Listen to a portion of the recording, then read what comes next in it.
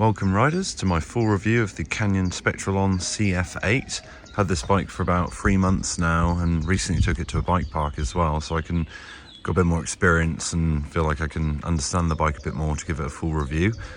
So thanks for watching and check it out. Some custom bits to the bike just to sort of help make it ride a bit more friendly at bike parks and for jumping, which is what I'm trying to sort of use it more for. I took the stock stem and changed it for a 35mm shorter stem in a very bling colour, if I don't mind saying. I also changed the handlebars to 800mm wide. I think they're 38 or basically 40mm rise handlebars, which I think makes the cockpit a bit more friendly for sort of jumping and trails. And then I've also changed the fork. It comes as a 150 stock. I've changed it to the 160 RockShox Zeb, which I think sort of slackens the head maybe slightly, gives a bit more support, a bit more playful downhill on the jumps, and it's got 155mm rear, so I kind of like the sort of front being just slightly over that as well. But other than that, it's pretty much the stock bike. So those are my two key changes, which I think has sort of really sort of made it handle a bit better and feel a bit better for me as a rider anyway. I did an initial review of this bike as a really good value e-bike, and it's no doubt that with 100% that stands. I also compared it to the half-fat e-bike Trek Fuel EXE, which I'm lucky enough to have.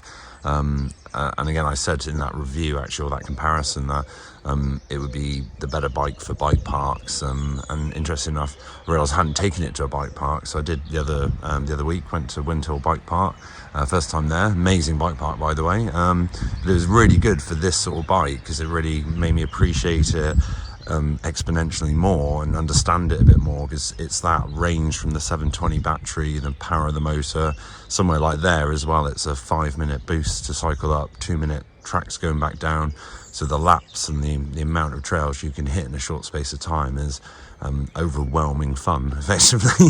That's where I feel like I appreciate the bike a lot more.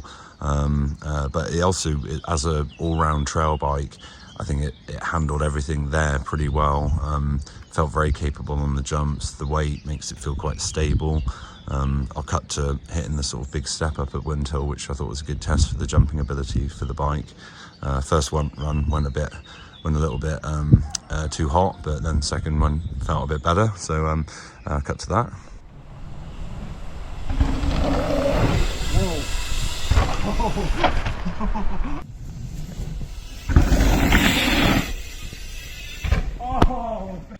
The other area this bike sort of felt really good on the trails were the trails at somewhere like Windhill, very smooth and flowy, and I think again the weight as well as being stable helps it carry flow, and it just felt very, very flowy to ride. Very capable bike.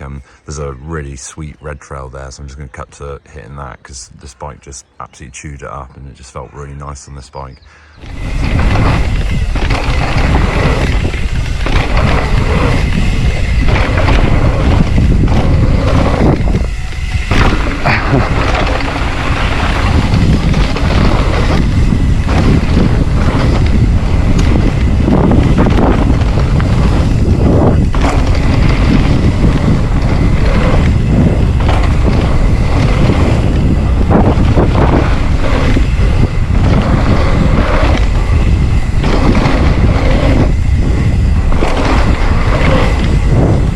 Oh, love those jumps. It's interesting. This is just a quick review, more of a summary of having it for 3 months, but just one trip to a bike park and the way it was able to unlock it, within an hour, almost every trail was hit in that bike park, because you can just go up and down and do T to Bs for as much as you like, effectively. I think I got the battery down to 1 bar, which is the most I've drained it so far, but then I was knackered, so it outlasted me by all accounts.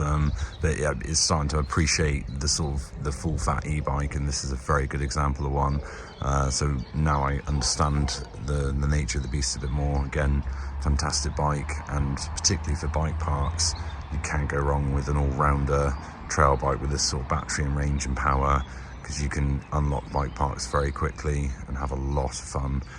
Thanks for watching, and hope this helps anyone looking at these sort of bikes. Thanks again.